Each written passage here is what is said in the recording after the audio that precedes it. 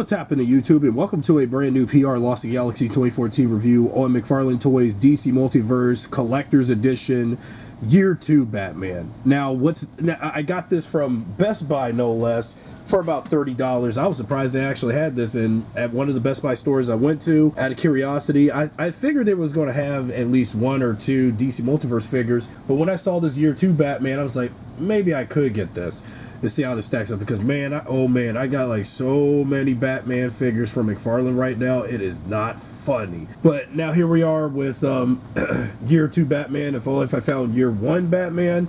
I don't see how is this a collector's edition figure when you got all of these accessories, gun, a little hook sword, and all of the other, the changeable hands and stuff. The figure sculpt, believe it or not, the figure sculpt that they did use for this is the same as the Troika sculpt, because from Batman Troika, because it's the same body with the belt, from the belt to the symbol. They just repurposed this just for Troika, but there's going to be some changeable things that they kind of did remove from that figure, and I guess that's kind of like a lazy effort right here.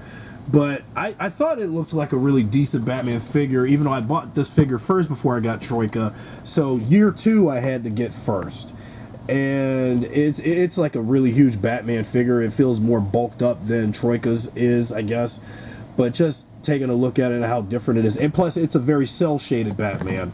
So here's the front of the package. It's huge, though. And you got Year 2 Batman and its titles, all in metallic. And then the comic art on the back of the figure. So there you have it. So with that in mind, let's take a look at Year 2 Batman.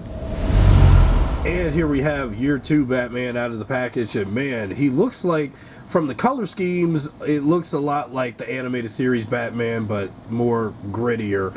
I mean, I do like the cel-shaded detail on the boots and parts of the other parts of the outfit, like the cape, and even on the undergarments of the suit. But I have to admit, they really made it as though this is like that figure. But though, again, the figure just feels like when I got Troika, though Batman Troika came out later, but when I got Year 2, this figure came out first, so knowing this figure was going to have that exact same body mold. And Troika, this figure was just a repurpose of this one, but the difference is those side fang things on the boots are missing, is not there. You still got the belt, you still got the bat symbol, slightly, well, the head is different, so okay, just make sure this is a different Batman figure. But it just feels like I think Troika just feel like the laziest one compared to this one. But nevertheless, well, we'll go over the figure again momentarily. Now, accessories, now when I looked at the back of this, I was like, what is Batman doing with a hook sword, trying to make him look like Captain Hook for some reason? I mean, nevertheless, this looks like something any other villain from Gotham City would use to try to use and kill Batman. I mean, it just doesn't. Well, again, this Batman is supposed to be different because multiverse, anything's possible. Then you have the interchangeable hands. So the interchangeable hands have the cel-shaded black and blue scheme. So you got hands you can change out for this Batman. Especially one hand where you have the hook. Base stand. This was one of the last DC Multiverse figures to use the 2016 DC Comics logo. And there you go with that. And then the trading card featuring Year 2 Batman. So, and then on the back is information about this Bruce, what this Bruce Wayne is about, what this Batman is about, and if you want to pause and read this, you can go ahead and do so. Now, back to the figure. I also noticed one other particular thing, a handgun. I mean, you think that usually most of my favorite versions of the Batman would never use a gun, but guess what? This one does. And to think Batman wouldn't kill, and well, this is one of those cases where he has to have a gun for some reason. And again, I haven't read the comic, but I could tell that in that comic he used a gun on somebody, and I didn't even know it. But yeah, he has that gun. And usually when I think Batman, I usually think of him as someone who would never use a gun and kill anybody, just because to go, for Bruce Wayne to deal with the trauma and try to relieve himself of trauma from childhood when his parents, Thomas and Martha, got shot down by a mugger in the alley. And for anyone who knows Batman's origin, but I don't understand why is it that this version has to have that gun. It doesn't make sense to me, but again, it is what it is. But yeah, but while this is this figure came out before Troika, it does have the same features and the same sculpting as that figure, but this again came first. So, but what's different is the cape. This cape is like mega amount of plastic, plastic rubber to make this Bat cape so huge.